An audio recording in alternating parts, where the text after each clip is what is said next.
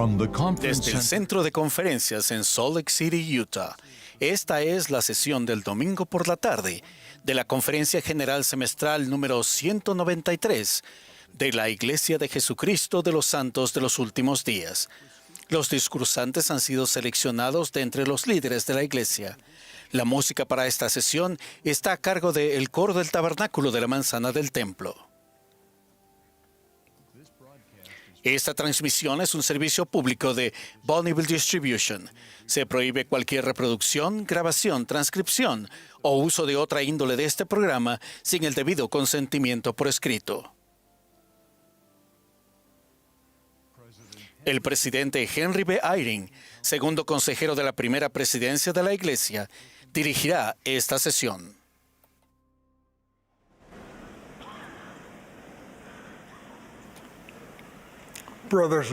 Hermanos y hermanas, les damos la bienvenida a la sesión del domingo por la tarde de la Conferencia General Semestral número 193 de la Iglesia de Jesucristo de los Santos de los Últimos Días. Extendemos un saludo para todos los miembros de la Iglesia y amigos de todo el mundo, quienes participan de estas reuniones por radio, televisión, internet o transmisión vía satélite. La música de esta sesión estará a cargo de el Coro del Tabernáculo de la Manzana del Templo, bajo la dirección de Mac Wilberg y Ryan Murphy, con Richard Elliott y Brian Matthias al órgano. El coro iniciará esta reunión cantando Todos los Santos. Luego, el elder Michael A. Dunn de los 70 ofrecerá la primera oración.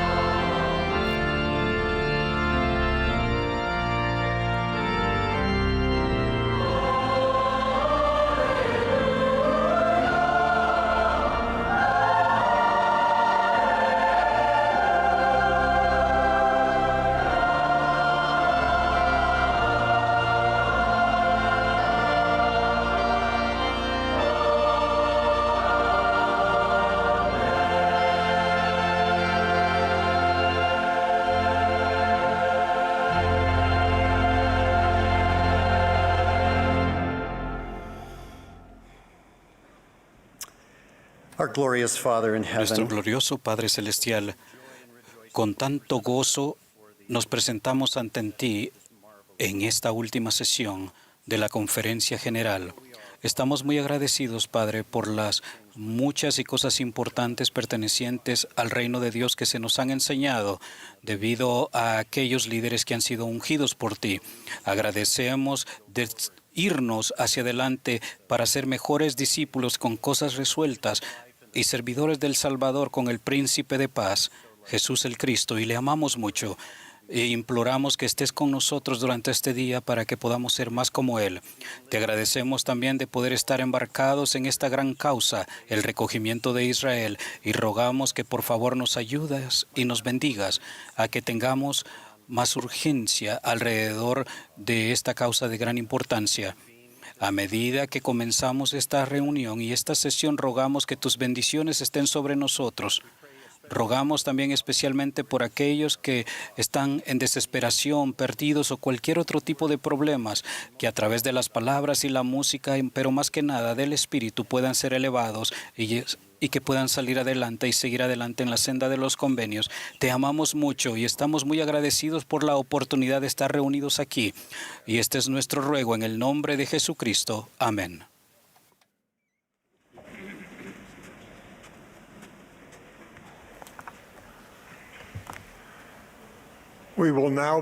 Ahora tendremos el privilegio de escuchar al elder Dale G. Renlund del Quórum de los 12 Apóstoles. Le seguirá el elder John C. Pingree Jr. de los 70. Luego de escuchar las palabras del elder Pingree, el coro cantará "Dime la historia de Cristo". Entonces nos dirigirán la palabra el elder Valerie B. Cordón y el elder J. Kimo Esplin de los 70.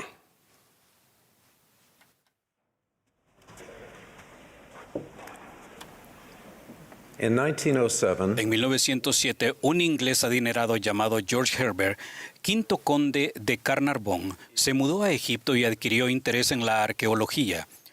Estableció contacto con un egiptólogo muy reconocido, Howard Carter, y le propuso una sociedad. Carter supervisaría las excavaciones arqueológicas y Carnarvon proveería el financiamiento. Ellos exploraron con éxito diversos yacimientos. Luego recibieron permiso para realizar excavaciones en el Valle de los Reyes, ubicado cerca de la Luxor moderna, donde se había hallado las tumbas de muchos faraones. Ellos decidieron buscar la tumba del rey Tutankamón, quien había llegado al trono de Egipto hacía más de 3.000 años y reinó durante 10 años hasta que falleció de forma imprevista. Se sabía que él había sido enterrado en el Valle de los Reyes, pero se desconocía la ubicación de su tumba. Carter y Carnarvon buscaron sin éxito la tumba de Tutankamón durante 5 años. Con el tiempo, Carnarvon informó a Carter que debía cesar la búsqueda infructuosa. Carter insistió en hacer una temporada más de excavaciones y Carnarvon accedió a financiarlo. Carter se dio cuenta de que se había excavado de manera metódica la totalidad del Valle de los Reyes, salvo el área de su campamento base. Tras excavar allí unos pocos días, encontraron los primeros peldaños que descendían a la tumba. Cuando al final Carter vislumbró la antecámara de la tumba de Tutankamón, vio oro por doquier. Luego de catalogar durante casi 3 meses lo que había en la antecámara, en febrero de 1923, hace 100 años, abrieron el sello de la cámara sepulcral. Este fue el hallazgo arqueológico más famoso del siglo XX. En esos años de búsqueda infructuosa, Carter y Carnarvon habían pasado por alto lo que estaba literalmente debajo de sus pies.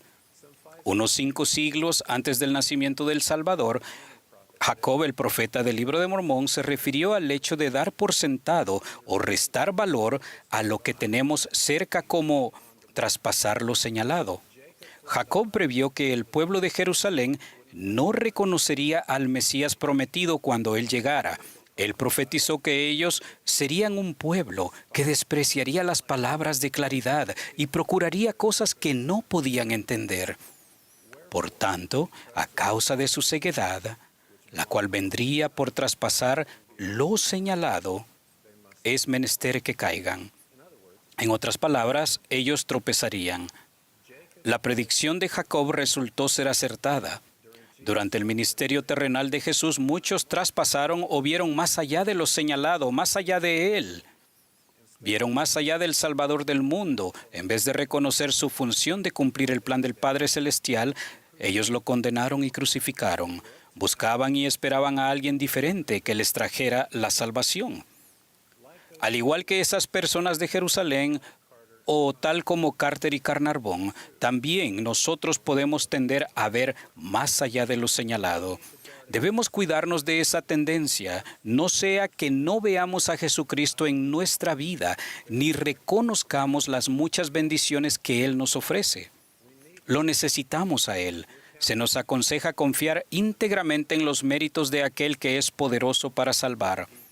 Él es lo señalado. Si nos imaginamos erróneamente que necesitamos algo más allá de lo que Él nos ofrece, negaremos o reduciremos el alcance y poder que Él puede tener en nuestra vida. Él ha reclamado los derechos de misericordia y nos extiende esa misericordia.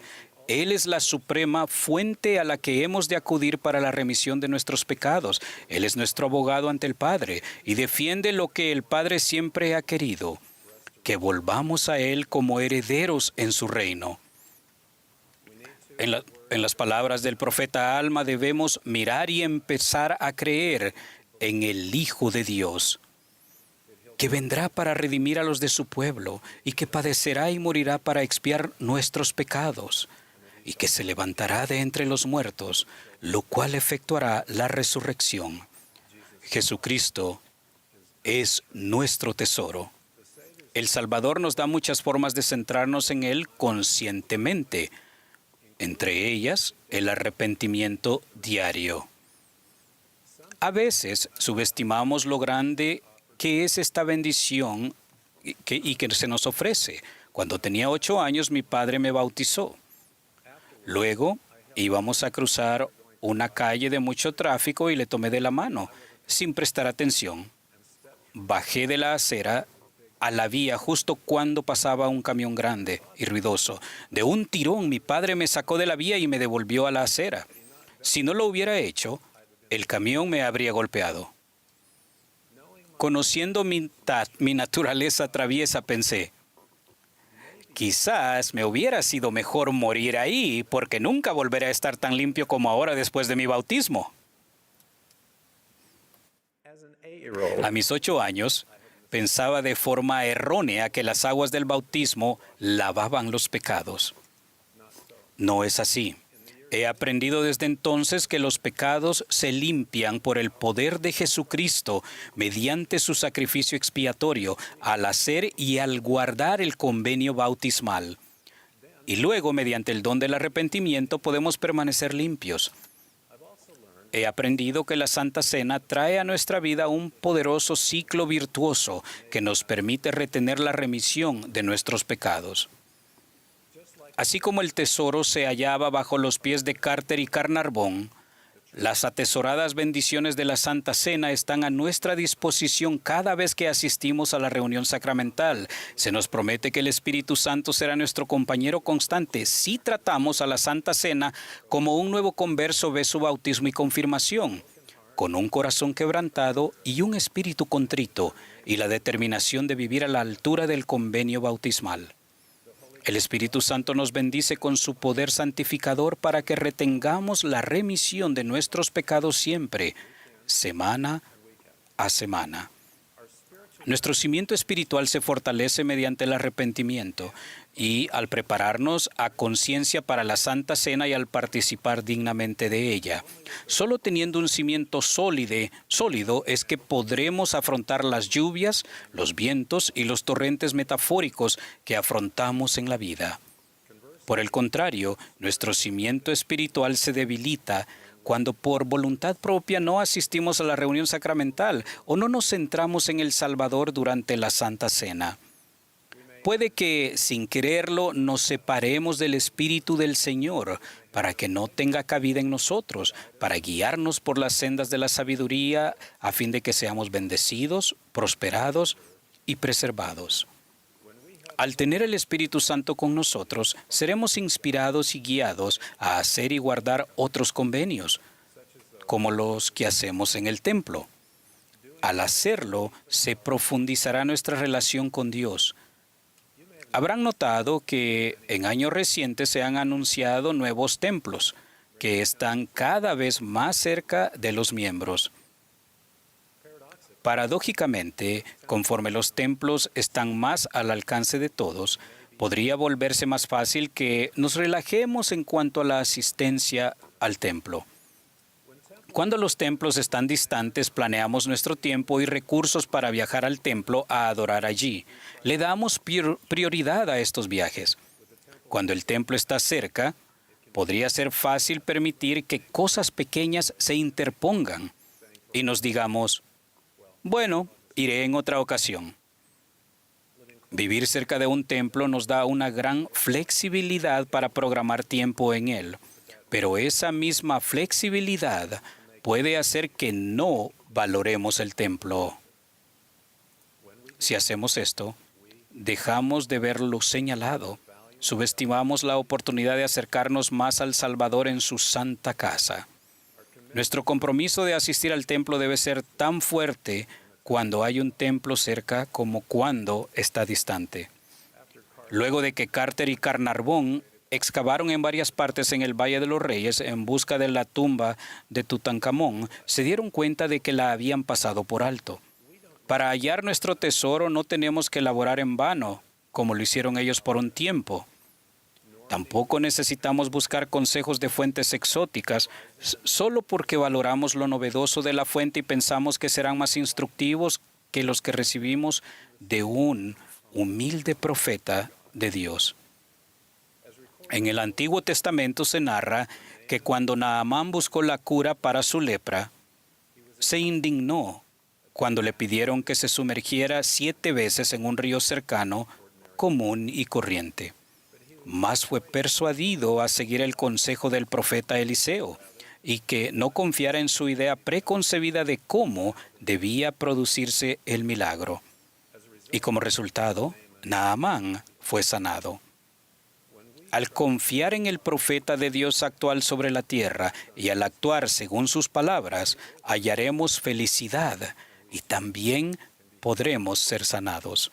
No necesitamos mirar más allá.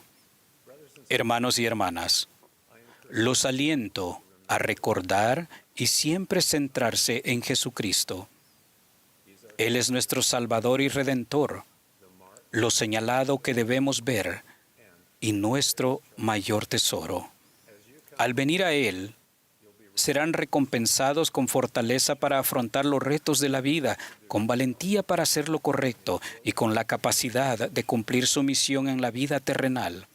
Atesoren la oportunidad de arrepentirse, el privilegio de participar de la Santa Cena, la bendición de hacer y guardar los convenios del templo, deleitándonos en la adoración en el templo y el gozo de tener un profeta viviente.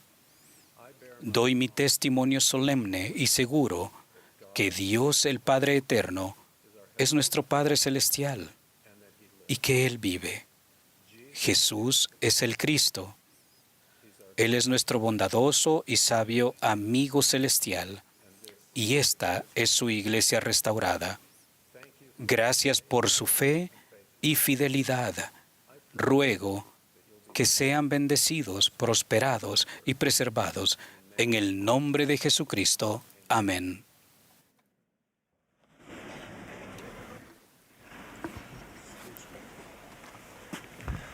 Thank you, Elder Renlund, for your beautiful Gracias, message. Elder Renlund, por su hermoso mensaje. Hermanos y hermanas, gracias por su devoción a Dios el Padre y a su Hijo, Jesucristo. Y gracias por su amor y por prestarse servicio unos a los otros. realmente son increíbles. Hace muchos años, después de recibir un llamamiento para servir como líderes de una misión de tiempo completo, nuestra familia decidió aprender el nombre de todos los misioneros antes de llegar al campo. Conseguimos fotografías, creamos tarjetas de memorización y empezamos a estudiar las caras y memorizar los nombres. Cuando llegamos al campo, tuvimos conferencias de presentación con los misioneros. Mientras conversábamos con ellos, oí a nuestro hijo de 9 años decir esto: "Encantado de conocerte, Sam. Rachel, ¿de dónde eres?" ¡Wow, David, qué alto eres! Alarmado, me acerqué a nuestro hijo y le susurré: "Oye, recuerda que debes dirigirte a los misioneros como elder o hermana". Él me miró extrañado y dijo: "Papá, creí que teníamos que memorizar sus nombres". Nuestro hijo hizo lo que consideró correcto, tal como él lo entendía. ¿Qué es lo que entendemos acerca de la verdad en el mundo actual? Se nos bombardea constantemente con opiniones firmes, información sesgada y datos incompletos. Al mismo tiempo, el volumen y las fuentes de esa información se están multiplicando. Nuestra necesidad de reconocer la verdad jamás ha sido más importante. La verdad es crucial para que establezcamos y fortalezcamos nuestra relación con Dios, hallemos paz y gozo y alcancemos nuestro potencial divino. Pensemos hoy en las siguientes preguntas. ¿Qué es la verdad y por qué es importante? ¿Cómo hallamos la verdad?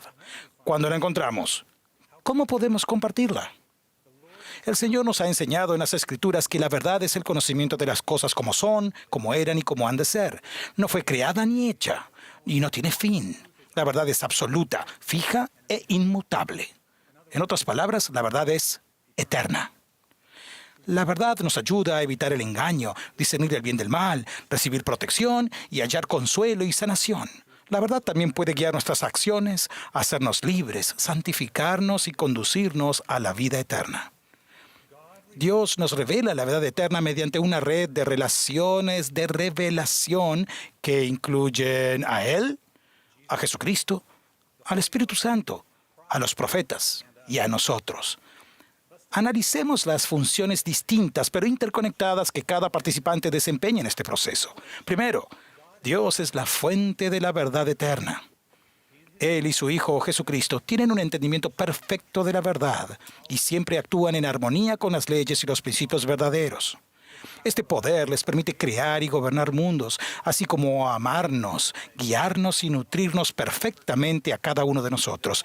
Quieren que nosotros entendamos la verdad y la apliquemos para que podamos disfrutar de las bendiciones que ellos disfrutan. Pueden impartir la verdad en persona o, más comúnmente, mediante mensajeros tales como el Espíritu Santo, ángeles o profetas vivientes. Segundo, el Espíritu Santo testifica de toda verdad. Él nos revela la verdad directamente y da testimonio de la verdad enseñada por otras personas.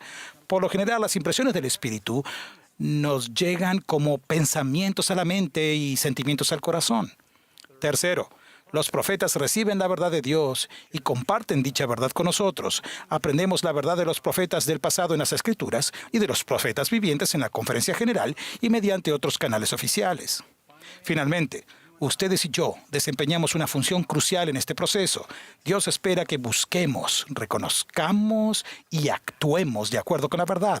Nuestra capacidad de recibir la verdad y aplicarla depende de la solidez de nuestra relación con el Padre y el Hijo, de nuestra sensibilidad a la influencia del Espíritu Santo y de nuestra alineación con los profetas de los últimos días. Debemos recordar que Satanás trabaja para alejarnos de la verdad. Él sabe que sin la verdad no podemos obtener la vida eterna. Y entreteje hilos de verdad con filosofías mundanas a fin de confundirnos y distraernos de los que Dios comunica. Conforme busquemos la verdad eterna, las siguientes 2 preguntas podrán ayudarnos a reconocer si un concepto proviene de Dios o de otra fuente. Primero, ¿se enseña el concepto constantemente en las Escrituras o en las palabras de los profetas vivientes? Y segundo, ¿se confirma el concepto por medio del testimonio del Espíritu Santo?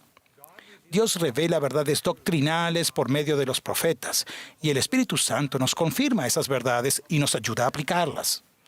Debemos buscar recibir estas impresiones espirituales y estar preparados para cuando lleguen. Somos más receptivos al testimonio del Espíritu cuando somos humildes, oramos con sinceridad, estudiamos la palabra de Dios y guardamos sus mandamientos. Una vez que el Espíritu Santo nos confirma una verdad específica, nuestra comprensión se profundiza a medida que ponemos ese principio en práctica. Con el tiempo, si vivimos el principio de modo constante, obtenemos un conocimiento seguro de esa verdad. Por ejemplo, he cometido errores y he sentido remordimiento por malas decisiones, pero por medio de la oración, el estudio y la fe en Jesucristo, he recibido un testimonio del principio del arrepentimiento. Y al continuar arrepintiéndome, se ha fortalecido mi comprensión del arrepentimiento. Me he sentido más cerca de Dios y de su Hijo. Ahora sé que el pecado puede ser perdonado por medio de Jesucristo, pues experimento las bendiciones del arrepentimiento cada día. ¿Qué debemos hacer cuando buscamos sinceramente verdades que aún no se hayan revelado? Siento empatía por aquellos de nosotros que anhelamos respuestas que no parecen llegar. El Señor aconsejó a José Smith: guarda silencio hasta que yo considere propio dar a conocer todas las cosas concernientes al asunto. Y a Emma Smith le explicó: no murmures a causa de las cosas que no has visto, porque se han retenido de ti y del mundo para mi sabio propósito en un tiempo futuro. Yo también he buscado respuestas a preguntas sinceras. Muchas respuestas han llegado, otras no.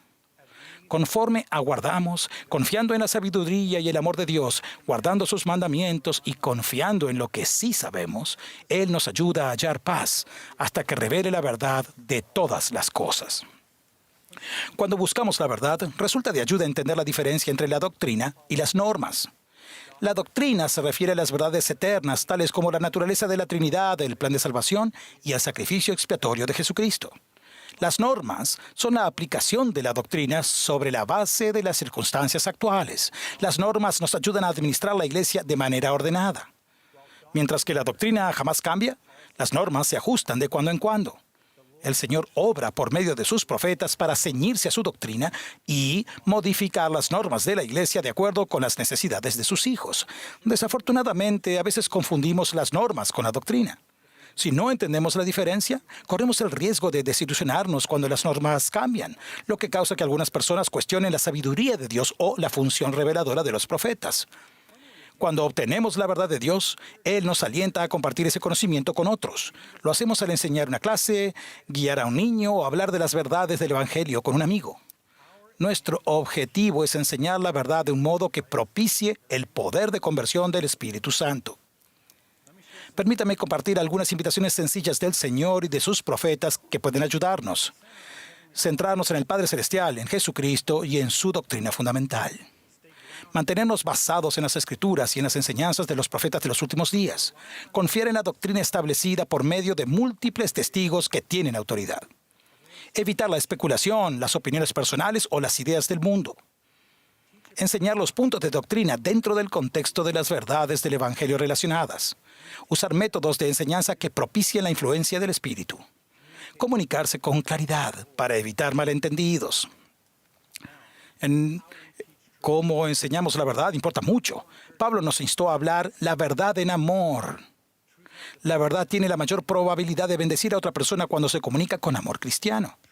La verdad que se enseña sin amor puede causar que nos sintamos juzgados, desalentados y solos.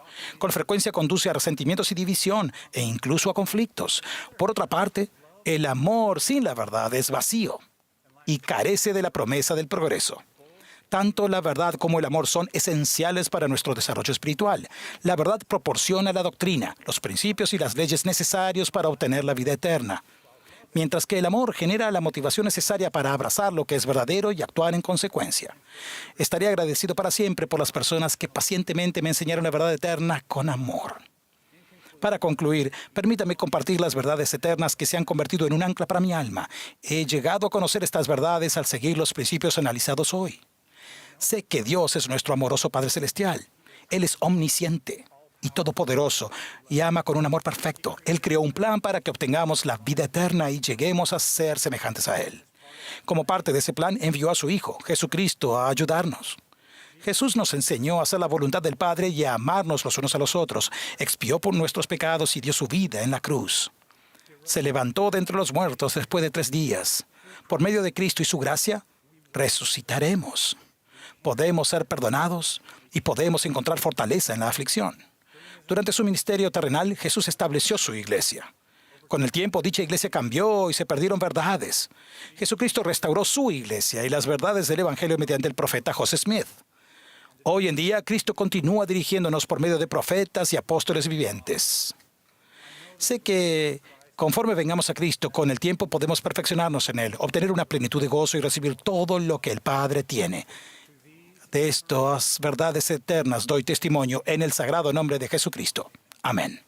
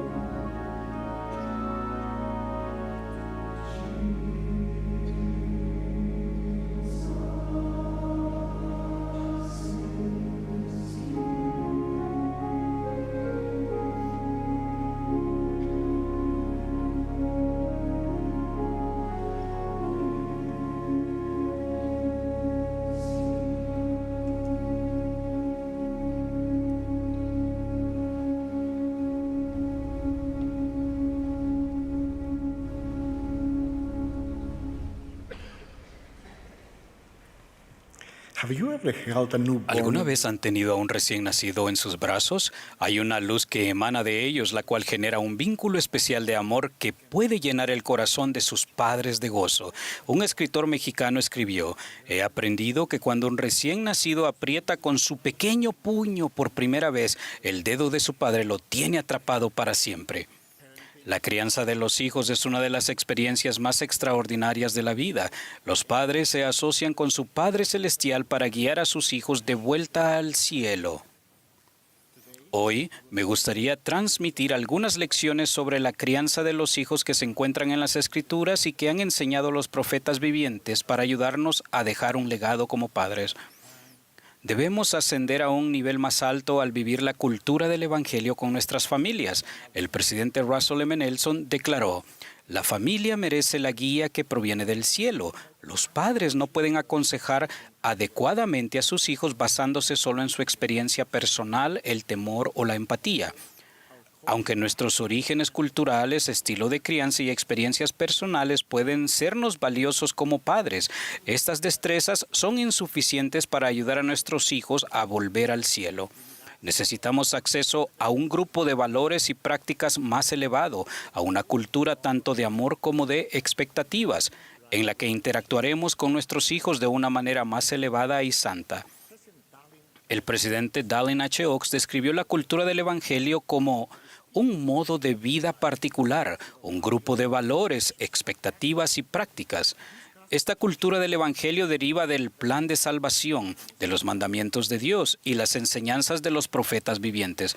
Nos ofrece una guía en cuanto a la forma de criar a nuestra familia y de vivir nuestra vida personal. Jesucristo es el centro de esa cultura del Evangelio.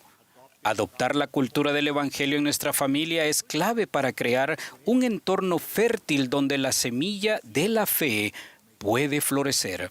Para ascender a este nivel más alto, el presidente Oaks nos invita a dejar de lado cualquier tradición o práctica personal o familiar que sea contraria a las enseñanzas de la Iglesia de Jesucristo. Padres, la falta de decisión por nuestra parte para establecer la cultura del Evangelio puede permitir al adversario que se afiance en nuestros hogares, o peor, en el corazón de nuestros hijos. Conforme elegimos hacer que la cultura del Evangelio sea la cultura predominante en nuestra familia, entonces por la poderosa influencia del Espíritu Santo, nuestros estilos de crianza, tradiciones y prácticas actuales se verán depurados, alineados, refinados y mejorados. El presidente Russell M. Nelson ha enseñado que nuestro hogar debe ser el centro de aprendizaje del Evangelio. El propósito del Evangelio es profundizar nuestra conversión al Padre Celestial y a Jesucristo y ayudarnos a llegar a ser más semejantes a ellos. Consideremos 3 responsabilidades importantes de la crianza de los hijos que han descrito los profetas y apóstoles, las cuales pueden ayudarnos a establecer la cultura más elevada del Evangelio en el hogar. Primero, enseñar sin reservas. El Padre Celestial instruyó a Adán con respecto a Jesucristo y su doctrina. Él le instruyó a que enseñara estas cosas sin reserva a sus hijos. En otras palabras, el Padre Celestial le mostró a Adán cómo enseñar estas cosas de forma libre, generosa y sin restricciones. Las Escrituras nos dicen que Adán y Eva bendijeron el nombre de Dios e hicieron saber todas las cosas a sus hijos e hijas. Enseñamos a nuestros hijos generosamente cuando pasamos tiempo significativo con ellos. Enseñamos sin restricciones cuando hablamos de temas delicados como el tiempo que pasan frente a las pantallas, usando para ello los recursos que la Iglesia ha facilitado. Enseñamos libremente cuando estudiamos las Escrituras con nuestros hijos, usando Ven, sígueme, y permitimos que el Espíritu sea el maestro. Número 2. Ser modelos del discipulado. En el libro de Juan leemos que cuando varios judíos cuestionaron a Jesús acerca de su conducta, Él dirigió su atención hacia su modelo, su Padre. Él enseñó: "No puede el Hijo hacer nada por sí mismo, sino lo que ve hacer al Padre. Porque todo lo que el Padre hace, esto también lo hace el Hijo de igual manera". Padres, ¿de qué debemos ser modelos para nuestros hijos? De discipulado. Como padres, podemos enseñar la importancia de poner a Dios primero cuando hablamos del primer mandamiento, pero nos convertimos en modelos de ello cuando apartamos las distracciones del mundo y santificamos el día de reposo cada semana. Podemos enseñar la importancia de los convenios del templo cuando hablamos acerca de la doctrina del matrimonio celestial, pero nos convertimos en modelos de ello cuando honramos nuestros convenios y tratamos a nuestro cónyuge con dignidad. Tercero, invitar a actuar. La fe en Jesucristo debería ser el centro del testimonio de nuestros hijos, y ese testimonio debe llegar a cada hijo a través de la revelación personal. Para ayudar a nuestros hijos con la edificación de sus testimonios, los alentamos a usar su albedrío para elegir lo correcto y los preparamos para toda una vida en la senda de los convenios de Dios. Sería sabio alentar a cada uno de ellos a aceptar la invitación del presidente Nelson a hacerse cargo de su propio testimonio de Jesucristo y su evangelio. Trabajar para conseguirlo, nutrirlo de manera que crezca, alimentarlo con la verdad y no mezclarlo con las filosofías falsas de hombres y mujeres incrédulos.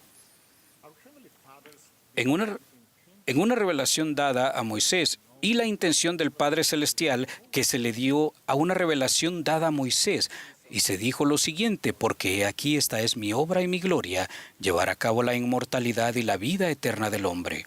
El presidente Nelson ha agregado: Dios hará todo lo que pueda, sin disminuir su albedrío, para ayudarlos a no perderse las más grandes bendiciones de toda la eternidad. Como padres, representamos al Señor en el cuidado de nuestros hijos. Debemos hacer todo lo que podamos para crear un entorno en el que nuestros hijos puedan sentir su divina influencia. El Padre Celestial nunca tuvo la intención de que como padres nos sentáramos a un lado como espectadores, observando cómo se desenvuelve la vida espiritual de nuestros hijos. Permítanme ilustrar esta idea de criar a los hijos con propósito mediante una experiencia personal. Cuando yo asistía a la primaria en una pequeña rama en Guatemala, mis padres comenzaron a enseñarme acerca del valor de las bendiciones patriarcales. Mi madre dedicó tiempo a hablarme sobre su experiencia de recibir su bendición patriarcal. Ella me enseñó la doctrina relacionada con las bendiciones patriarcales y testificó de las bendiciones prometidas. Su forma de criarnos con propósito me inspiró a tener el deseo de recibir mi bendición patriarcal. Cuando tenía 12 años, mis padres me ayudaron a buscar un patriarca. Esto era algo necesario porque no teníamos un patriarca en el distrito en el que vivíamos. Viajé para reunirme con un patriarca que vivía en una estaca a 156 kilómetros de distancia. Recuerdo cuando el patriarca puso sus manos sobre mi cabeza para bendecirme. Supe, mediante una poderosa confirmación espiritual, sin duda alguna, que mi Padre Celestial me conocía. Para un joven de 12 años, de un pequeño pueblo, eso lo significaba todo. Aquel día mi corazón se volvió a mi Padre Celestial, gracias a la forma que tenían mi madre y padre de criar a sus hijos con propósito, y les estaré agradecido eternamente. La hermana Joy de Jones, quien fue presidenta general de la primaria, dijo: no podemos esperar que la conversión sea algo que sencillamente le suceda a nuestros hijos. La conversión accidental no es un principio del Evangelio de Jesucristo. Nuestro amor e invitaciones inspiradas pueden marcar la diferencia en la forma en que nuestros hijos usan su albedrío. El presidente Nelson enfatizó: ninguna otra obra es más trascendental que la crianza recta y con propósito de los hijos. Padres, este mundo está lleno de filosofías, culturas e ideas que compiten por la atención de nuestros hijos. El edificio grande y espacioso hace publicidad a sus miembros cada día usando los canales de comunicación más actuales. Mas en el don de su Hijo, Dios ha preparado, y enseñó Moroni, que Dios ha preparado un camino más excelente. Al asociarnos con Dios por medio de convenios y convertirnos en sus representantes al cuidado de nuestros hijos, Él santificará nuestras intenciones, inspirará nuestras enseñanzas y adaptará nuestras invitaciones para que nuestros hijos sepan a qué fuente han de acudir para la remisión de sus pecados. En el nombre de Jesucristo. Amén.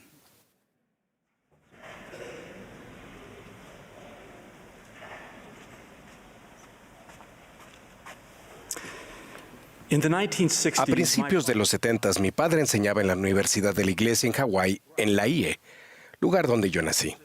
Mis 7 hermanas mayores insistieron para que mis padres me llamaran Kimo, un nombre de origen hawaiano.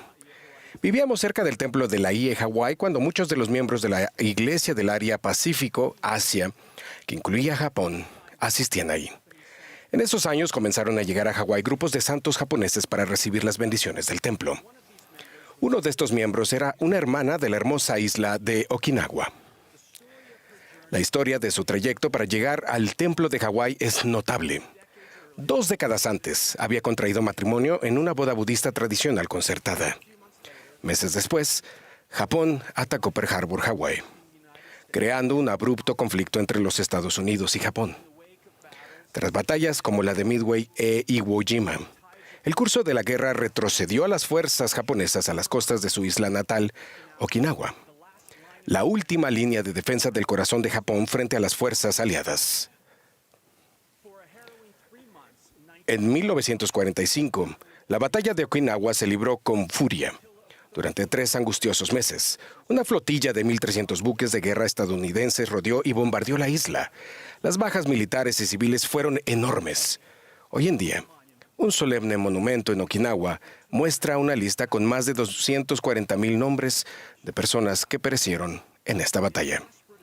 En un intento desesperado por escapar de los ataques, esta mujer de Okinawa, su esposo y sus 2 hijos pequeños buscaron refugio en una cueva en la montaña. Durante meses soportaron una miseria indescriptible. En una noche de desesperación en medio de la batalla, con su familia a punto de morir de hambre y su esposo inconsciente, ella contempló la posibilidad de acabar con su sufrimiento con una granada de mano que las autoridades dieron precisamente para dicho fin. No obstante, mientras se preparaba para hacerlo, tuvo una experiencia profundamente espiritual y sintió de manera tangible la realidad de Dios y su amor por ella, dándole así fuerzas para seguir adelante. En los siguientes días reanimó a su esposo y alimentó a su familia con hierbas, miel silvestre y animales que capturaba en un arroyo cercano. Sorprendentemente, sobrevivieron 6 meses en la cueva, hasta que aldeanos locales les informaron que la batalla había terminado. Cuando la familia regresó a casa a reconstruir sus vidas, esta mujer japonesa comenzó a buscar respuestas acerca de Dios. Gradualmente despertó en ella la creencia en Jesucristo y la necesidad de ser bautizada. Sin embargo, le preocupaban sus seres queridos que habían muerto sin el conocimiento de Jesucristo y el bautismo, incluida su madre, quien falleció al dar a luz. Imaginen su gozo cuando 2 hermanas misioneras de la Iglesia de Jesucristo de los Santos de los Últimos Días llegaron a su casa un día y le enseñaron que las personas pueden aprender de Jesucristo en el mundo de los espíritus. Quedó fascinada con la enseñanza de que sus padres podían escoger seguir a Jesucristo después de morir y aceptar el bautismo efectuado por ellos en lugares santos llamados templos. Ella y su familia se convirtieron al Salvador y fueron bautizados. Su familia trabajó mucho y prosperó, y llegaron 3 hijos más. Eran fieles y activos en la iglesia. Entonces, de manera inesperada, su esposo sufrió un infarto y falleció. Y durante muchos años se vio obligada a trabajar largas jornadas en varios trabajos a fin de proveer para sus 5 hijos. Algunos familiares y vecinos la criticaban. Atribuían sus problemas a su decisión de unirse a una iglesia cristiana. Sin dejarse intimidar por la tragedia y duras críticas, se aferró a su fe en Jesucristo, decidida a seguir adelante, confiando en que Dios la conocía y en que vendrían tiempos mejores. Años después de la prematura muerte de su esposo, el presidente de misión de Japón se sintió inspirado a alentar a los miembros japoneses a esforzarse por asistir al templo. El presidente de misión era un veterano estadounidense de la batalla de Okinawa, en la que la hermana y su familia habían sufrido tanto. Sin embargo, esta humilde hermana le dijo: había sido parte de uno de nuestros enemigos más odiados, pero ahora estaba aquí con el evangelio de amor y paz. Para mí, esto fue un milagro. Al escuchar el mensaje del presidente de misión, esta hermana viuda tuvo el deseo de algún día sellarse a su familia en el templo. pero debido a limitaciones económicas y las barreras del idioma parecía ser algo imposible. Fue así que surgieron muchas soluciones innovadoras. El costo podría reducirse a la mitad si los miembros de Japón fletaban un avión entero para volar a Hawái en alguna temporada baja. Los miembros también grabaron y vendieron discos de vinilo titulados Los Santos Japoneses Cantan. Algunos miembros vendieron sus casas. Otros dejaron sus trabajos para poder hacer el viaje.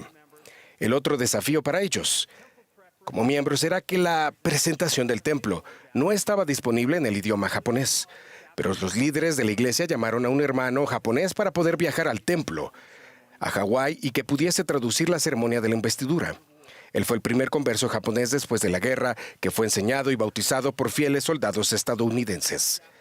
Cuando los miembros japoneses investidos que vivían en Hawái escucharon la traducción por primera vez, lloraron. Un miembro mencionó: hemos asistido al templo muchas veces y hemos escuchado las ceremonias en inglés, pero no habíamos sentido el espíritu de la obra del templo como lo hemos hecho y sentido ahora al escucharlas en nuestra lengua materna. Durante ese mismo año, 161 adultos y niños salieron de Tokio rumbo al templo de Hawái. Un hermano japonés reflexionó sobre este viaje y mencionó: al mirar hacia afuera desde el avión y ver Pearl Harbor, recordé lo que nuestro país había hecho a estas personas el 7 de diciembre de 1941. Y me llené de temor. ¿Cómo es que nos recibirán? Para mi sorpresa, mostraron el amor y la bondad más grandes que jamás había visto en mi vida. Al llegar, los miembros hawaianos recibieron a los santos japoneses con guirnaldas de flores mientras intercambiaban abrazos y besos en las mejillas, una costumbre no común en la cultura japonesa. Después de 10 días transformadores en Hawái, los santos japoneses se despidieron mientras los santos hawaianos entonaban el Aloha Oe. La hermana viuda de Okinawa y el segundo viaje incluyó a la hermana viuda de Okinawa. Participó en el segundo viaje que se organizó, voló los 16,000 kilómetros gracias a un generoso regalo de los misioneros en su rama. En el templo, ella derramó lágrimas de gozo al fungir como representante en el bautismo de su madre y ser sellada a su difunto esposo. Los viajes al templo desde Japón a Hawái continuaron de manera regular hasta que en 1980 se dedicó el templo de Tokio, Japón, llegando a ser así el 18º templo en funcionamiento. En noviembre de este año, se dedicará en Okinawa, Japón, el templo número 186, ubicado cerca de la cueva en Okinawa, donde aquella mujer y su familia hallaron refugio. Aunque nunca conocí a esta maravillosa hermana de Okinawa, su legado sigue vivo a través de sus fieles descendientes, a muchos de los cuales conozco y amo. Mi padre, un veterano de la Segunda Guerra Mundial del Pacífico, estaba emocionado cuando recibí mi llamamiento para servir como misionero en Japón. Llegué a Japón poco después de que el templo de Tokio fuese dedicado, y personalmente vi el amor de los santos por este templo. Los convenios del templo son regalos de nuestro Padre Celestial a los fieles seguidores de su Hijo Jesucristo. Por medio del templo, el Padre Celestial une a las personas y familias y también las une al Salvador. El año pasado, el presidente Nelson declaró: cada persona que hace y guarda convenios en las pilas bautismales y en los templos tiene un mayor acceso al poder de Jesucristo. Reflexionen sobre esta asombrosa verdad. La recompensa por guardar los convenios es el poder celestial, un poder que nos fortalece para soportar mejor nuestras pruebas, tentaciones y pesares. Este poder nos facilita el camino. Mediante las bendiciones del templo, el Salvador sana personas, familias y naciones, incluso a las que fueron enemigos irreconciliables. El Señor resucitado declaró a una sociedad asolada por conflictos que para aquellos que honran a su nombre, surgirá el Hijo de Justicia con sanidad en sus alas. Agradezco por ser testigo del continuo cumplimiento de la promesa del Señor, de que vendrá el tiempo en el que el conocimiento de un Salvador se esparcirá por toda nación, tribu, lengua y pueblo, incluso entre los que están en las islas del mar. Testifico del Salvador Jesucristo y de su profeta y apóstoles en estos últimos días. Solemnemente doy testimonio del poder celestial que ata en los cielos lo atado en la tierra. Esta es la obra del Salvador. Y los templos son su santa casa. Con una inquebrantable convicción, declaro estas verdades en el nombre de Jesucristo. Amén.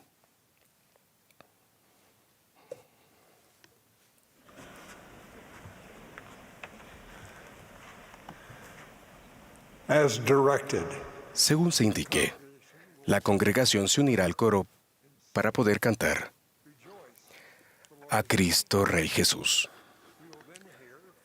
Luego escucharemos al elder Garrett W. Gong del Quórum de los 12 Apóstoles. Le seguirá el elder Christoph G. Girau Carrier de los 70.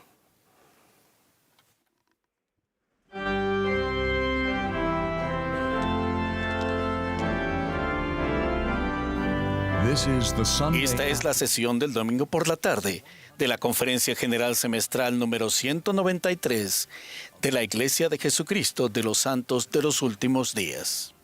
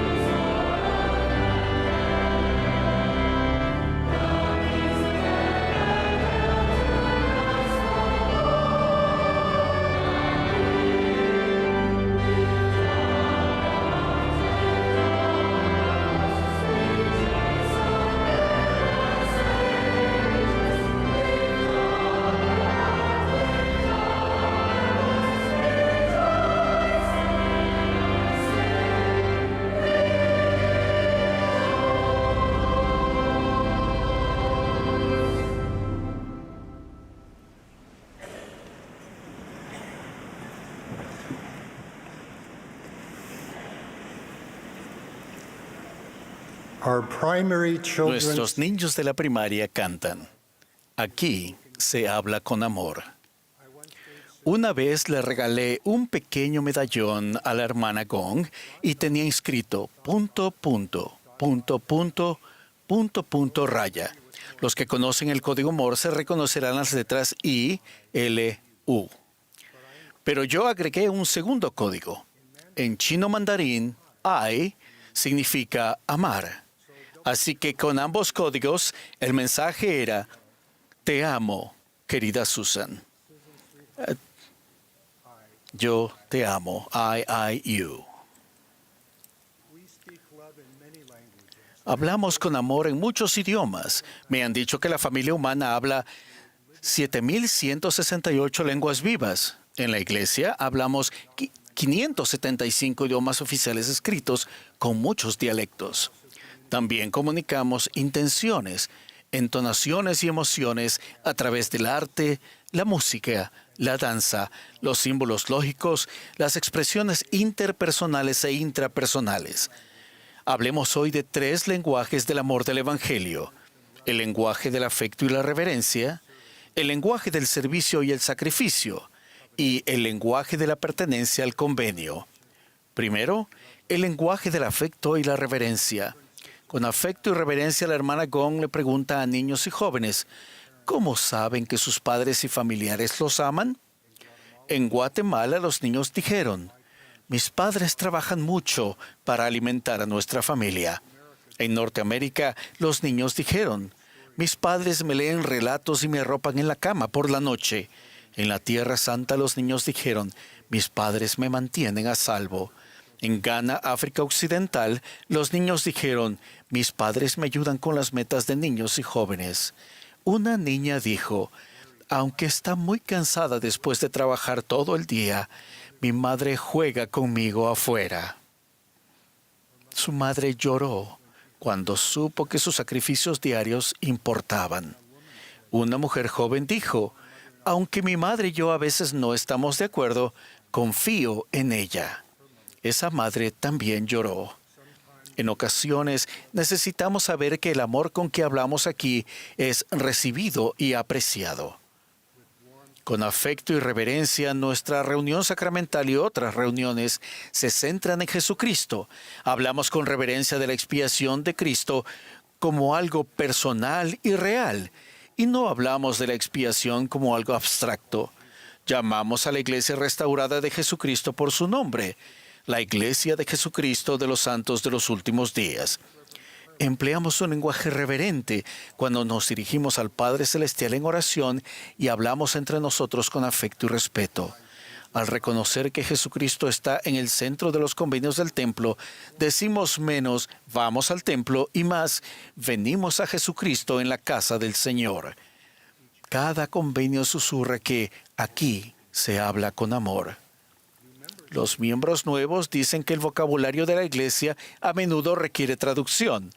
Nos reímos al pensar que un centro de estaca podría ser un edificio hecho de palos. Que el centro de reuniones del barrio fuera el club del vecindario y los ejercicios de apertura en invitación a cantar cabeza, cara, hombros, pies en el estacionamiento de la iglesia. Pero, por favor, seamos comprensivos y amables mientras aprendemos juntos nuevos lenguajes del amor. A una conversa reciente de la iglesia le dijeron que sus faldas eran demasiado cortas. En lugar de ofenderse, ella respondió algo como, mi corazón se ha convertido. Por favor, sean pacientes mientras mis faldas se ponen al día. Las palabras que utilizamos pueden acercarnos o alejarnos de otros cristianos y amigos. A veces hablamos de la obra misional, la obra del templo, la obra del servicio humanitario y la obra de bienestar de un modo que puede hacer que los demás crean que pensamos en que trabajamos por nuestra cuenta. Hablemos siempre con reverente y afectuosa gratitud sobre la obra y la gloria de Dios y sobre los méritos, la misericordia y gracia de Jesucristo y su sacrificio expiatorio. Segundo, el lenguaje del Evangelio del servicio y el sacrificio. Al reunirnos en la iglesia cada semana para honrar y regocijarnos en el día de reposo, podemos expresar nuestro compromiso del convenio sacramental con Jesucristo y entre nosotros, a través de los llamamientos de la iglesia, la hermandad, la sociabilidad y el servicio. Cuando pregunto a los líderes locales de la iglesia qué les preocupa, tanto hermanos como hermanas responden, algunos de nuestros miembros no aceptan llamamientos en la iglesia. Los llamamientos para servir al Señor y a los demás en su iglesia brindan la oportunidad de crecer en compasión, aptitudes y humildad.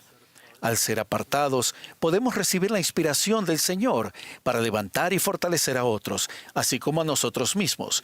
Por supuesto, las circunstancias cambiantes y las distintas etapas de nuestra vida pueden afectar nuestra capacidad de servir, pero esperemos que nunca afecte nuestro deseo. Junto con el rey Benjamín decimos, si tuviera, daría, y ofrecemos todo lo que podemos. Líderes de barrio y de estaca, hagamos nuestra parte cuando llamemos y relevemos a hermanos y hermanas para servir en la iglesia del Señor. Por favor, hagámoslo con dignidad e inspiración. Ayuden a que cada uno se sienta apreciado y capaz de tener éxito. Por favor, pidan consejo y escuchen a las hermanas líderes. Recordemos, como enseñó el presidente J. Reuben Clark, que en la Iglesia del Señor servimos en el lugar al que se nos llama, el cual ni se procura ni se rechaza. Cuando la hermana Gong y yo nos casamos, el elder David B. Haight nos aconsejó: tengan siempre un llamamiento en la iglesia, especialmente cuando la vida sea ajetreada, dijo. Necesitan sentir el amor del Señor por aquellos a quienes sirven y por ustedes mientras sirven.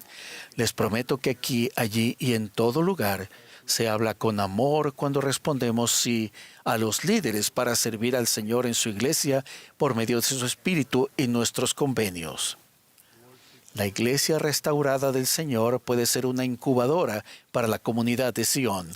Al adorar, servir, disfrutar y aprender de su amor juntos, nos afirmamos unos a otros en su evangelio. Quizás discrepemos en cuestiones políticas o sociales, pero encontramos la armonía cuando cantamos juntos en el coro del barrio. Fomentamos la conexión y luchamos contra el aislamiento conforme ministramos regularmente y con el corazón en los hogares de unos y otros. Durante las visitas a miembros con los presidentes de SACA, siento el profundo amor que ellos sienten por los miembros en cualquier circunstancia. Un presidente de estaca señaló: mientras pasábamos por delante de las casas de los miembros de su estaca, que tanto si vivimos en una casa con piscina o una casa con suelo de tierra, el servicio de la iglesia es un privilegio que a menudo incluye sacrificios.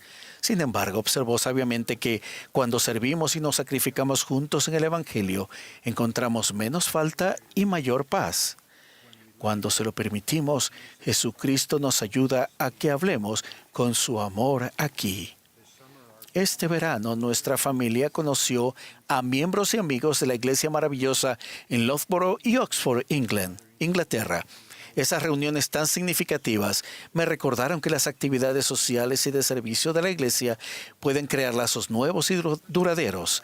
Desde hace algún tiempo siento que en muchos lugares de la iglesia, si se hicieran más actividades de barrio, por supuesto, planificadas y llevadas a cabo con un propósito del Evangelio, podríamos entrelazarnos con un sentido de pertenencia y una unidad aún mayores. Un presidente y un comité de actividades de barrio inspirados nutren a las personas y a la comunidad de santos. Sus actividades bien planificadas ayudan a que todos se sientan valorados, incluidos y llamados a desempeñar una función necesaria. Estas actividades crean un puente entre las diversas edades y culturas, que crean recuerdos duraderos y pueden llevarse a cabo con costos bajos o nulos. Las actividades entretenidas del Evangelio unen a vecinos y amigos. La sociabilidad y el servicio suelen ir de la mano. Los jóvenes adultos saben que, si quieren conocer a alguien de verdad, tienen que ponerse a pintar juntos en un proyecto de servicio. Por supuesto, ningún individuo, ninguna familia es perfecta. Todos necesitamos ayuda para hablar con más amor aquí. El perfecto amor echa fuera el temor. La fe, el servicio y el sacrificio nos hacen mirar más allá de nosotros mismos y nos acercan a nuestro Salvador.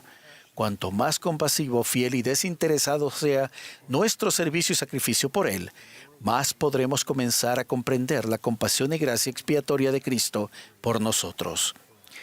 Y eso nos lleva al lenguaje del Evangelio de la pertenencia y el convenio. Vivimos en un mundo egocéntrico. Casi todo es yo me elijo a mí. Es como si creyéramos que conocemos mejor nuestro propio interés y de cómo perseguirlo. Pero en última instancia, esto no es cierto. Jesucristo personifica esta poderosa verdad eterna. Porque todo el que quiera salvar su vida, la perderá. Y todo el que pierda su vida por causa de mí, la hallará. Porque, ¿qué aprovecha al hombre o a una mujer si ganase todo el mundo y perdiere su alma? Jesucristo nos ofrece un camino mejor, relaciones cimentadas en convenios divinos, más fuertes que los lazos de la muerte. La pertenencia por convenio con Dios y unos con otros puede sanar y santificar nuestras relaciones más preciadas. En verdad, Él nos conoce mejor y nos ama más de lo que nos conocemos y amamos a nosotros mismos. En verdad, Cuando ofrecemos en convenio todo lo que somos, llegamos a ser más de lo que somos. El poder y la sabiduría de Dios puede bendecirnos con toda buena dádiva en su tiempo y a su manera. La inteligencia artificial generativa, IA, ha logrado grandes avances en la traducción de idiomas. Atrás quedaron los días en que un ordenador podía traducir del inglés la frase «El espíritu está dispuesto, pero la carne es débil», como «El vino es bueno, pero la carne se corrompe». Curiosamente, la repetición de ejemplos extensos de un idioma enseña a un ordenador un idioma con más eficacia que enseñándole las reglas gramaticales. Del mismo modo, nuestras propias experiencias personales y recurrentes pueden ser la mejor forma espiritual de aprender los lenguajes del Evangelio del afecto y la reverencia, el servicio y el sacrificio, y la pertenencia al convenio. Entonces, ¿dónde y cómo les habla Jesucristo con amor? ¿Dónde y cómo escuchan que aquí se habla con su amor? Que cada uno de nosotros aprendamos a hablar y escuchemos la voz aquí, en los corazones y los hogares, y en las actividades y ministración en el Evangelio. En el plan de Dios, cada uno de nosotros pasará algún día de esta vida a la venidera. Cuando nos encontremos con el Señor, me lo imagino diciendo con palabras de instrucción y promesa, aquí se habla con mi amor. En el sagrado nombre de Jesucristo. Amén.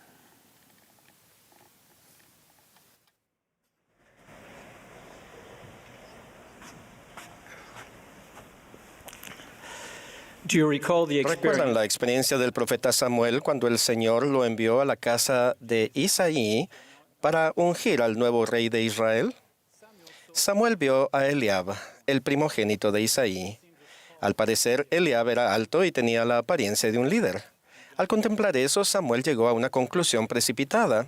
Tal conclusión resultó ser la equivocada, y el Señor le enseñó a Samuel, no mires a su parecer ni a lo grande de su estatura, pues el hombre mira lo que está delante de sus ojos, pero Jehová mira el corazón. ¿Recuerdan la experiencia que tuvo el discípulo Ananías cuando el Señor lo envió a bendecir a Saulo? La reputación de Saulo lo precedía, y Ananías había oído hablar de él y de su cruel e implacable persecución contra los santos. Ananías escuchó eso y concluyó precipitadamente que tal vez no debía ministrar a Saulo. Esa resultó ser la conclusión equivocada. Y el Señor enseñó a Ananías, instrumento escogido me es este para llevar mi nombre en presencia de los gentiles y de reyes y de los hijos de Israel. ¿Cuál fue el problema con Samuel y Ananías en estos dos casos? Vieron con los ojos y oyeron con los oídos, y como resultado juzgaron a los demás basándose en la apariencia y los rumores. Cuando los escribas y los fariseos vieron a la mujer sorprendida en adulterio, ¿qué vieron? Vieron a una mujer indecente, una pecadora digna de muerte. Cuando Jesús la vio, ¿qué vio? Vio a una mujer que había sucumbido temporalmente a la debilidad de la carne, pero que podía ser rescatada mediante el arrepentimiento y su expiación. Cuando las personas vieron al centurión cuyo siervo estaba enfermo de parálisis, ¿qué vieron? Tal vez vieron a un intruso, un extranjero, a alguien a quien despreciar. Cuando Jesús lo vio, ¿qué vio? Vio a un hombre preocupado por el bienestar de un miembro de su casa, que buscaba al Señor con franqueza y fe. Cuando las personas vieron a la mujer con flujo de sangre, ¿qué vieron? Tal vez a una mujer impura, a una marginada que debían evitar. Cuando Jesús la vio, ¿qué vio? Vio a una mujer enferma, solitaria y excluida debido a circunstancias que ella no controlaba, que esperaba ser sanada y volver a pertenecer. En todos los casos, el Señor vio a esas personas por quienes eran y en consecuencia ministró a cada una. Como Nefi y su hermano Jacob declararon, Él invita a todos ellos a que vengan a Él, sean negros o blancos, esclavos o libres, varones o mujeres, y se acuerda de los paganos, y todos son iguales ante Dios. Ante su vista, un ser es tan precioso como el otro. Ruego que no permitamos que nuestros ojos, oídos o temores nos confundan, sino que abramos el corazón y la mente y ministremos libremente a los que nos rodean, como Él lo hizo. Hace algunos años, mi esposa Isabel recibió una asignación inusual de administración. Se le pidió que visitara a una viuda anciana de nuestro barrio, una hermana con problemas de salud y cuya soledad había traído amargura a su vida. Sus cortinas estaban cerradas, su apartamento estaba mal ventilado. No quería que la visitaran y dejó en claro que no hay nada que yo pueda hacer por alguien. Sin desanimarse, Isabel respondió, sí lo hay. Puede hacer algo por nosotros al permitirnos venir y visitarla. Y en adelante, Isabel la visitó fielmente. Un tiempo después, esta buena hermana tuvo una operación en los pies, lo cual requirió que le cambiaran los vendajes todos los días, algo que no podía hacer por sí misma. Durante días, Isabel fue a su casa, le lavó los pies y cambió sus vendajes. Ella nunca vio la fealdad, nunca sintió el hedor. Solo vio a una hermosa hija de Dios necesitada de amor y cuidados amables. A lo largo de los años, innumerables personas y yo hemos sido bendecidos por el don de Isabel de ver como el Señor ve. No importa si uno es presidente de Saca o quien da la bienvenida en el barrio, si es el rey de Inglaterra o vive en una choza, si habla su idioma o un lenguaje diferente, si guarda todos los mandamientos o tiene dificultades con algunos. Ella les servirá su mejor comida en su mejor vajilla. La posición económica, el color de piel, los antecedentes culturales, la nacionalidad, el grado de rectitud o cualquier otro identificador o etiqueta no tiene importancia para ella. Ella ve con el corazón, ve a un hijo de Dios en cada persona. El presidente Nelson enseñó, el adversario se regocija en las etiquetas porque nos dividen y restringen la forma en que pensamos sobre nosotros mismos y los unos de los otros. Qué triste es vernos honrar las etiquetas más que honrarnos unos a otros. Las etiquetas nos llevan a juzgarnos unos a otros y enemistarnos. Cualquier forma de abuso o prejuicio hacia otra persona debido a su nacionalidad, raza, orientación sexual, sexo, nivel de educación, cultura o cualquier otro identificador es importante. Es importante y ofensivo para nuestro Hacedor. Francés no es quien soy, indica dónde nací. Blanco no es quien soy, es el color de mi piel. Profesor no es quien soy, es lo que me desempeñé para sostener a mi familia. 70 autoridad general no es quien soy yo, es donde sirvo en el reino en este momento. Primero, como nos recordó el presidente Nelson, soy hijo de Dios. Ustedes también lo son, y también lo son todas las demás personas que nos rodean. Ruego que lleguemos a apreciar más esta maravillosa verdad. Eso lo cambia todo. Tal vez nos hayamos criado en distintas culturas. Podemos provenir de circunstancias socioeconómicas diferentes. Nuestro legado terrenal, incluso nuestra nacionalidad, color de piel, preferencias gastronómicas, orientación política, etc., pueden variar enormemente. Pero somos sus hijos, todos nosotros sin excepción. Tenemos el mismo origen divino y el mismo potencial ilimitado por medio de la gracia de Jesucristo. C.S. Lewis lo expresó de esta manera. Es algo muy serio pensar que vivimos en una sociedad de posibles dioses y diosas. Recordar que la persona más aburrida y menos interesante con la que podamos hablar un día se puede convertir en una criatura que si la viéramos ahora nos sentiríamos tentados a adorar. No hay personas comunes y corrientes. Nunca hemos hablado con un simple mortal. Naciones, culturas, artes, civilizaciones, estas son mortales y su vida es para nosotros como la vida de un mosquito. Pero son inmortales aquellos con quienes bromeamos, trabajamos, nos casamos, quienes despreciamos y explotamos. Nuestra familia ha tenido el privilegio de vivir en diferentes países y culturas. Nuestros hijos han sido bendecidos al casarse con personas de distintos orígenes étnicos. He llegado a darme cuenta de que el Evangelio restaurado de Jesucristo es el gran igualador. Cuando verdaderamente lo aceptamos, el Espíritu mismo da testimonio a nuestro espíritu de que somos hijos de Dios. Esta asombrosa verdad nos libera y todas las etiquetas y distinciones que de otro modo pueden aquejarnos y agobiar nuestras relaciones con los demás son simplemente consumidas en Cristo. Pronto queda claro que nosotros, así como otras personas, ya no somos extranjeros ni advenedizos, sino conciudadanos con los santos y miembros de la familia de Dios. Hace poco escuché al presidente de rama de una de nuestras unidades multiculturales referirse a esto como pertenecer al convenio. ¡Qué hermoso concepto! Pertenecemos a un grupo de personas que tratan de poner al Salvador y sus convenios en el centro de su vida y de vivir el Evangelio con gozo. Por lo tanto, en lugar de vernos unos a otros a través del distorsionado lente de la vida terrenal, el Evangelio nos eleva la vista y permite que nos veamos a través del lente infalible e inalterable de nuestros convenios sagrados.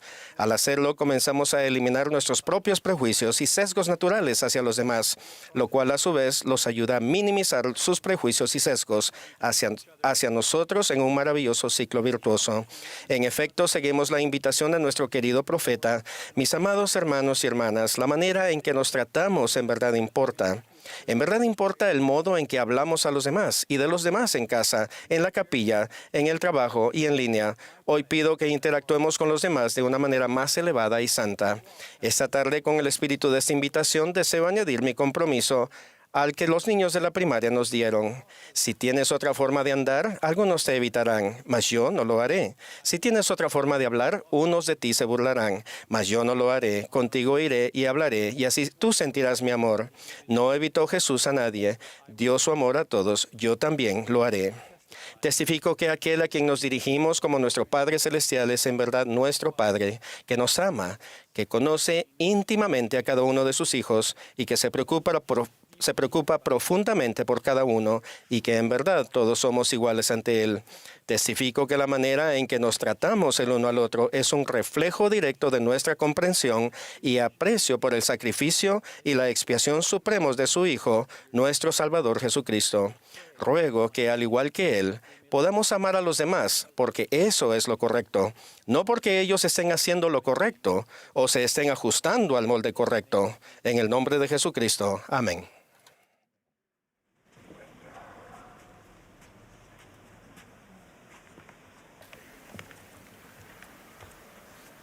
At the conclusion of the Al conference, concluir la conferencia, expresamos nuestro sincero agradecimiento a todos los que han trabajado tan diligentemente para preparar estos servicios.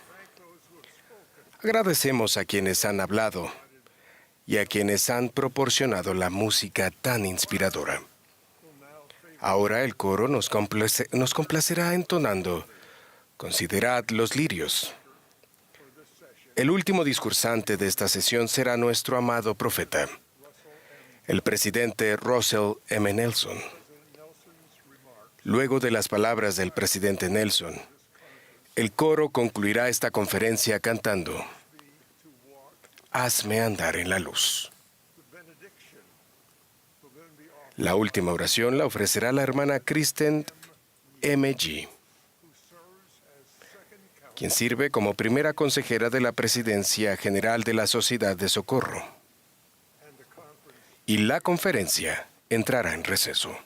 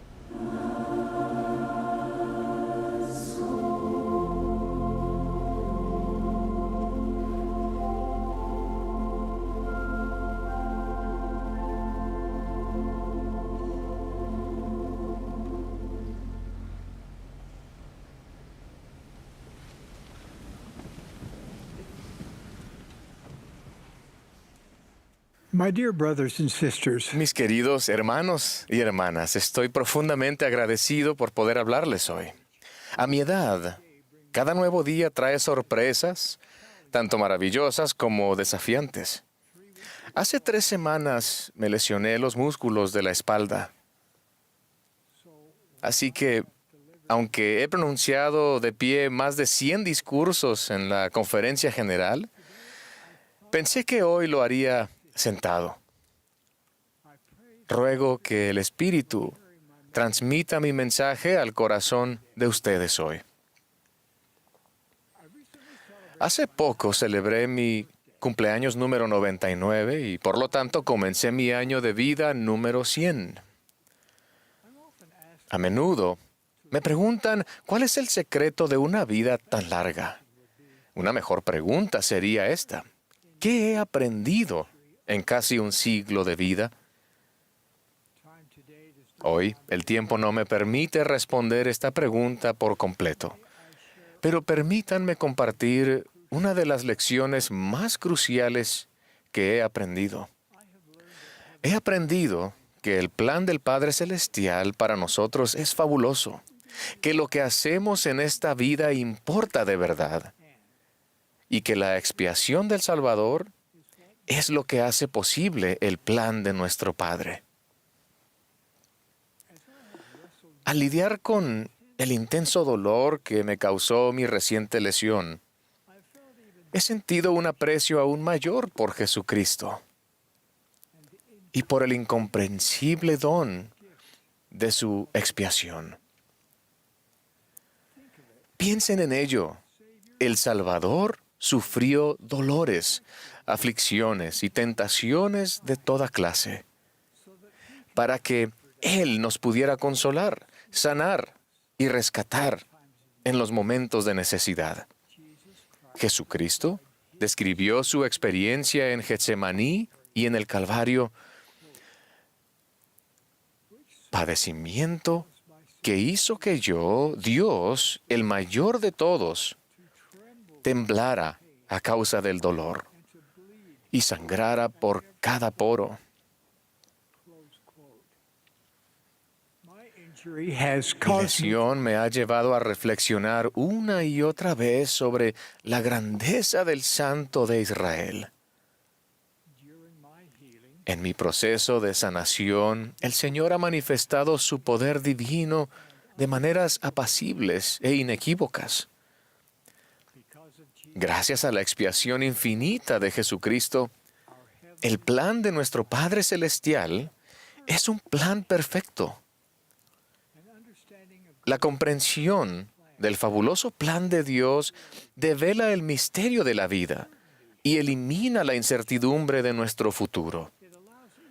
Permite que cada uno de nosotros elija cómo vivirá aquí en la tierra y dónde vivirá para siempre. El concepto sin ninguna base de que deberíamos comer, beber y divertirnos porque mañana moriremos y nos irá bien es una de las mentiras más absurdas del universo. Esta es la gran noticia del plan de Dios. Esas mismas cosas que harán de su vida terrenal la mejor vida posible son exactamente las mismas cosas que harán de su vida durante toda la eternidad la mejor vida posible.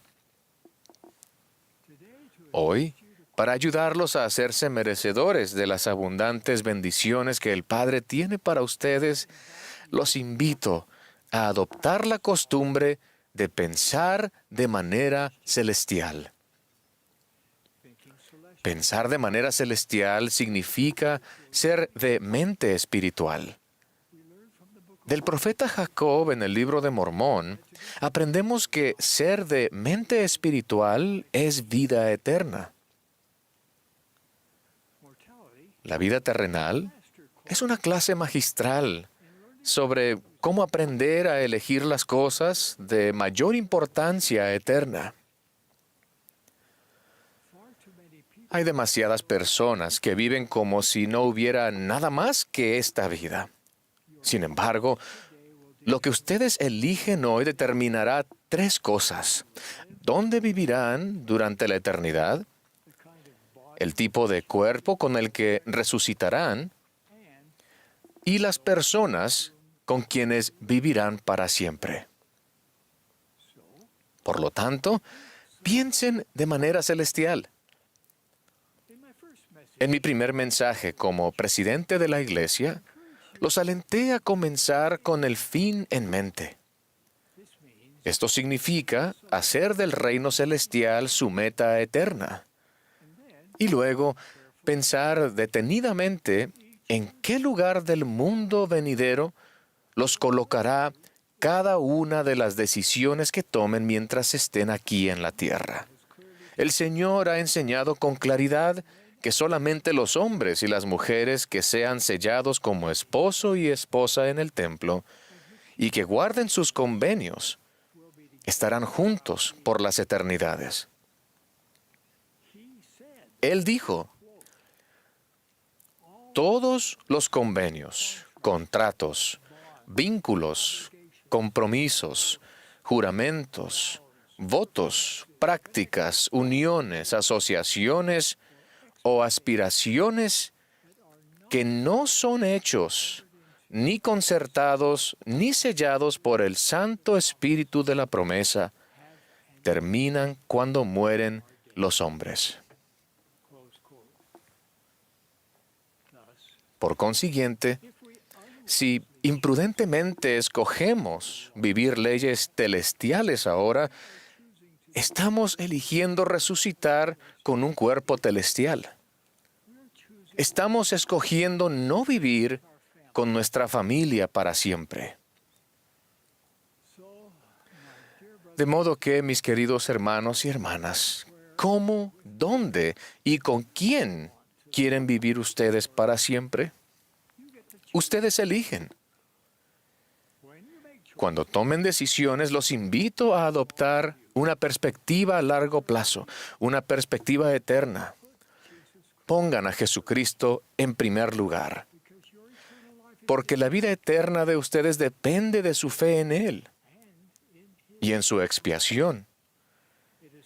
Y depende también de su obediencia a las leyes de Él. La obediencia les prepara el camino para una vida de gozo hoy en día y para una gran y eterna recompensa mañana. Cuando afronten un dilema, piensen de manera celestial. Cuando la tentación los ponga a prueba, piensen de manera celestial. Cuando la vida o sus seres queridos los decepcionen, piensen de manera celestial. Cuando alguien muera prematuramente, piensen de manera celestial. Cuando la enfermedad devastadora de alguien se prolongue, piensen de manera celestial. Cuando las exigencias de la vida se acumulen sobre ustedes, piensen de manera celestial. Cuando se estén recuperando de un accidente o una lesión como yo ahora, piensen de manera celestial. Al centrarse en pensar de manera celestial, cuenten con que afrontarán oposición. Hace décadas, un compañero de trabajo me criticó por tener demasiado templo en mí y más de un supervisor me penalizó debido a mi fe. Sin embargo, estoy convencido de que pensar de manera celestial mejoró mi carrera profesional. A medida que piensen de manera celestial, su corazón cambiará poco a poco. Querrán orar con más frecuencia y con más sinceridad.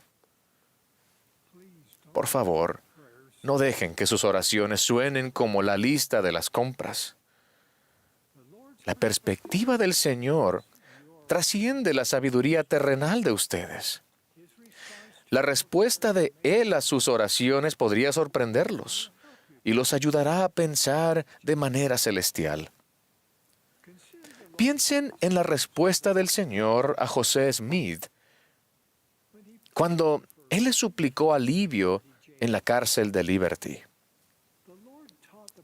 el Señor enseñó al profeta que el trato inhumano que estaba recibiendo le serviría de experiencia y sería para su bien. Si lo sobrellevas bien, prometió el Señor, Dios te exaltará. El Señor estaba enseñando a José a pensar de manera celestial y a visualizar una recompensa eterna en lugar de centrarse en las insoportables dificultades de aquel momento. Nuestras oraciones pueden ser y deberían ser conversaciones reales con nuestro Padre Celestial. Al pensar de manera celestial, se darán cuenta de que evitan todo aquello que los prive de su albedrío. Todas las adicciones, ya sean los videojuegos, los juegos de azar, las deudas, las drogas, el alcohol, la ira, la pornografía, el sexo o incluso la comida, ofenden a Dios. ¿Por qué? Porque la obsesión de ustedes se convertirá en su Dios. Y para encontrar consuelo, recurren a esa obsesión en lugar de recurrir a Él. Si están lidiando con una adicción, busquen la ayuda espiritual y profesional que necesiten. Por favor, no dejen que una obsesión los prive de su libertad para seguir el fabuloso plan de Dios. Pensar de manera celestial también los ayudará a obedecer la ley de castidad. Hay pocas cosas que compliquen la vida más rápidamente que el violar esta ley divina. Para quienes han hecho convenios con Dios, la inmoralidad es una de las maneras más rápidas de perder el testimonio. Muchas de las incesantes tentaciones del adversario implican violaciones de la pureza moral. El poder para crear vida es el único privilegio de la divinidad que el Padre Celestial permite ejercer a sus hijos terrenales. Por consiguiente, Dios estableció unas pautas claras para el uso de este poder divino. La intimidad física es exclusivamente para un hombre y una mujer que estén casados el uno con el otro. Una gran parte del mundo no cree en esto, pero la opinión pública no es el árbitro de la verdad. El Señor ha declarado que ninguna persona que no sea casta llegará al reino celestial. Por lo tanto, cuando tomen decisiones relativas a la moralidad, por favor, piensen de manera celestial. Y si no han sido castos, les ruego que se arrepientan, vengan a Cristo y reciban su promesa de perdón completo conforme se arrepienten plenamente de sus pecados. Al pensar de manera celestial, verán las pruebas y la oposición con otros ojos. Cuando uno de sus seres queridos ataque la verdad, piensen de manera celestial y no se cuestionen el testimonio de ustedes. El apóstol Pablo profetizó que en los últimos tiempos algunos apostatarán de la fe, escuchando a espíritus engañadores y a doctrinas de demonios. Los engaños del adversario no tienen fin. Por favor, estén preparados. No escuchen nunca el consejo de quienes no creen. Busquen guía en las voces en las que pueden confiar, en los profetas, videntes y reveladores, y en los susurros del Espíritu Santo, que les mostrará todas las cosas que deben hacer. Por favor, esfuércense en lo espiritual para aumentar su capacidad para recibir revelación personal. A medida que piensen de manera celestial, su fe aumentará. Cuando yo era un joven pasante, ganaba $15 al mes. Una noche, mi esposa Dancel me preguntó si pagaba el diezmo de aquel escaso salario. Yo no lo estaba pagando. Rápidamente me arrepentí y comencé a pagar $1.50 más en nuestro diezmo mensual. ¿Cambió la iglesia en algo porque nosotros pagáramos más diezmo? Desde luego que no. Sin embargo, pagar un diezmo íntegro me cambió a mí. Fue entonces cuando aprendí que pagar el diezmo es cuestión de fe, no de dinero. Como pagador de un diezmo íntegro, las ventanas de los cielos empezaron a abrirse para mí. Atribuyo al pago fiel de diezmos varias oportunidades profesionales que tuve posteriormente. El pago del diezmo requiere fe y también edifica la fe en Dios y en su Hijo amado. Escoger llevar una vida virtuosa en un mundo sexualizado y politizado edifica la fe. Pasar más tiempo en el templo edifica la fe. Y su servicio y su adoración en el templo los ayudarán a pensar de manera celestial. El templo es un lugar de revelación. Allí se les enseña a progresar hacia una vida celestial. Allí se acercan más al Salvador y se les concede un mayor acceso a su poder. Allí se los guía para que solucionen los problemas de su vida, incluso los problemas más desconcertantes. Las ordenanzas y los convenios del templo tienen una importancia eterna. Seguimos edificando más templos para que estas posibilidades sagradas se conviertan en una realidad en la vida de cada uno de ustedes. Hoy estamos agradecidos de anunciar nuestros planes de edificar un templo en cada uno de los lugares siguientes.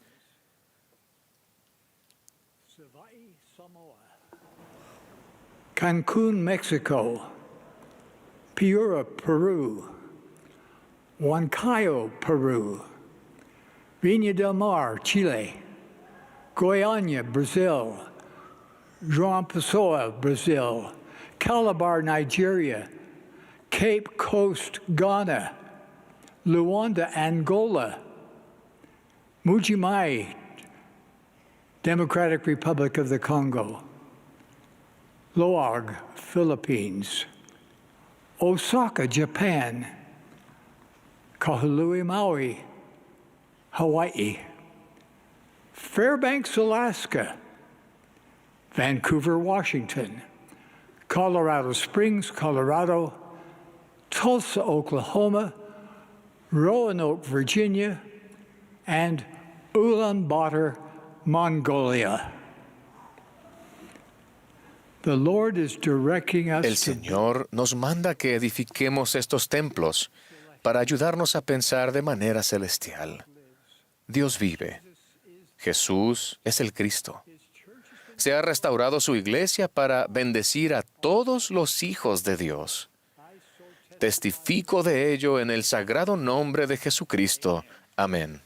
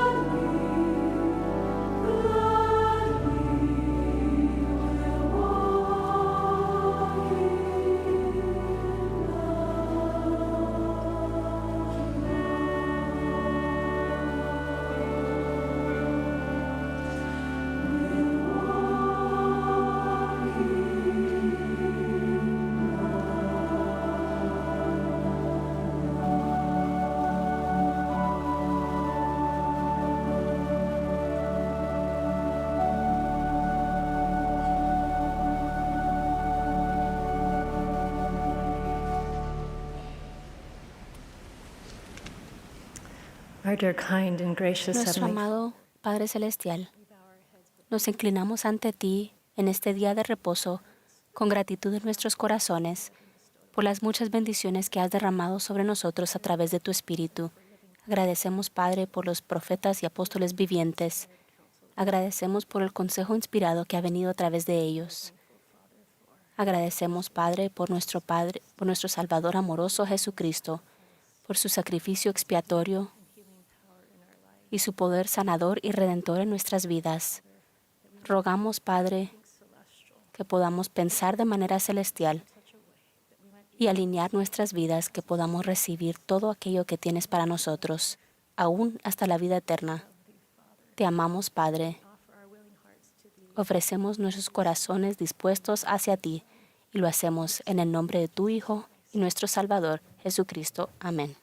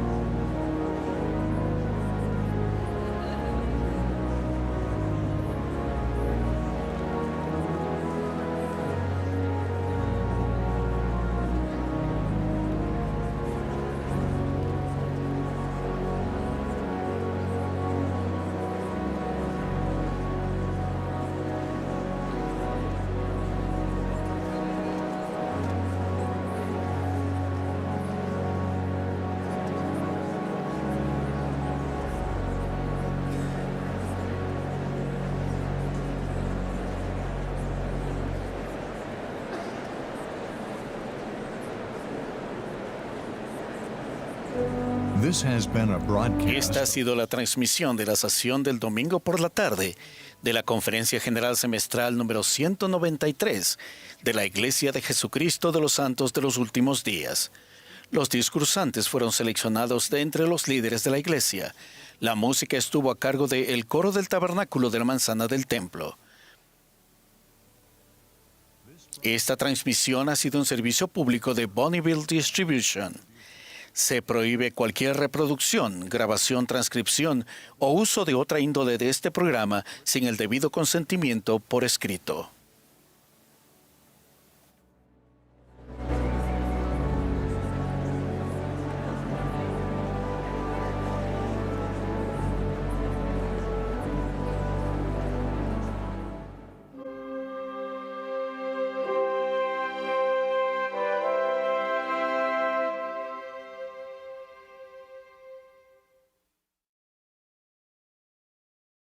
Soy la hermana Borden de Hawái.